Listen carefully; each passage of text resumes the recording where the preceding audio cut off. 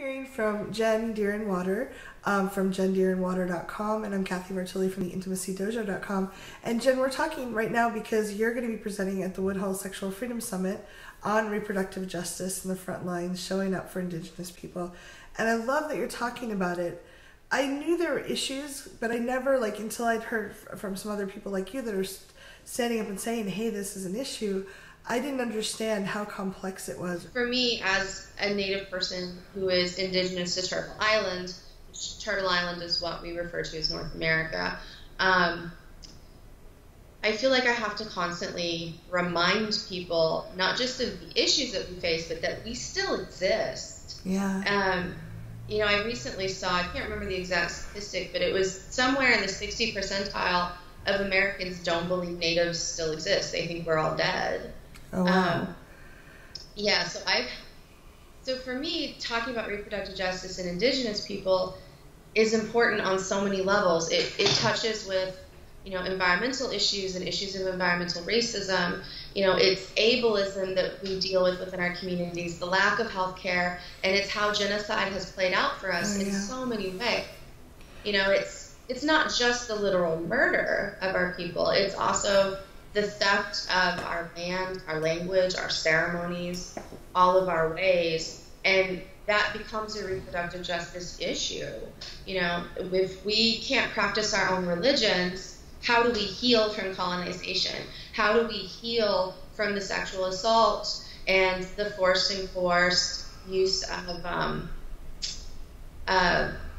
sterilization on our Indigenous women and female-bodied people? It's a queer issue as well, because before the white invasion, a lot of our nations had multiple genders. We didn't do the gender binary. My people didn't anyway. Yeah. So that's a very long-winded answer to why you should care about Indigenous people and reproductive justice. Well, thank you so much. Why is Woodhull a good place for you to share this? Why are you... Well, I think that anywhere I have the opportunity to help teach and give voice to any of my communities, Native or otherwise, is a space I want to be. And I feel like with Woodhull, there are going to be people coming in that the majority of them don't know much about Native people. They don't know much about these issues for us. But I think that it's going to be a place where the people are open to learning. And not just learning, but also taking that education, that knowledge, and moving forward with it to do good with it. To me, reproductive justice, it's about saving my people. It's about our lives and going from just also surviving to thriving. But because of all of the violence that we've had inflicted upon us, a lot of us are also not in touch with our own sexuality.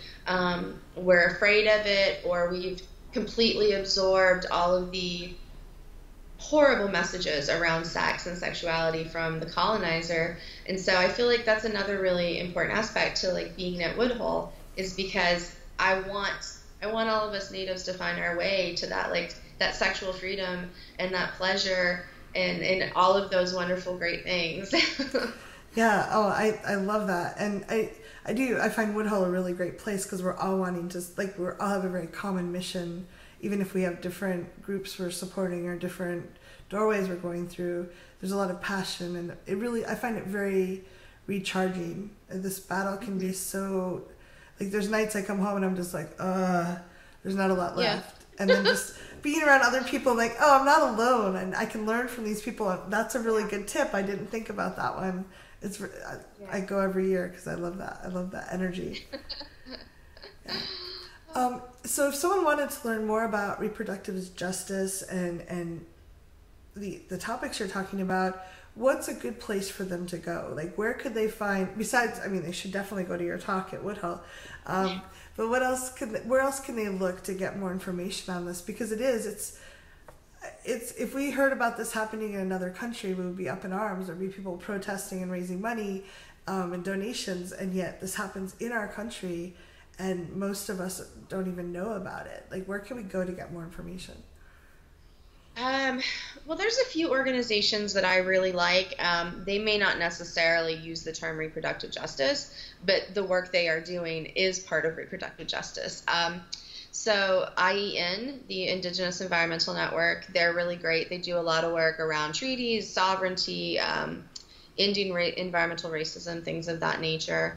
I also really love, it's the National Indigenous Women's Resource Center. Mm-hmm. They are great. They do a lot of work around sexual assault, domestic violence, trafficking, healthcare issues. And then the Two-Spirit Nation, that's another, that was started by Candy Brings Plenty at Standing Rock. One of our relatives, Courage, started the Two-Spirit Camp, and then Candy Brings Plenty created the Two-Spirit Nation, which is an organization. So I think that's another really great one too, because it reminds everybody that, you know, we have all these multiple genders and identities and things that we're working to decolonize. And another one that I really love is I have acronyms in my mind, so I always try to botch it when I say the names. It's the Native Youth Sexual Health Network. That's what it is. And they're based in Canada, and they do a lot of really great work too. So there's so many places that people could go to learn and engage, but those are some of my favorite organizations. That's wonderful. Thank you so much for your generosity and all you've shared. And I can't wait to see your talk at Woodhull in a couple months. Thank you. Yeah, thanks, I'm excited. If you're watching this and you have questions or any ideas that you want to share, please leave them below and we'll try to get them answered for you.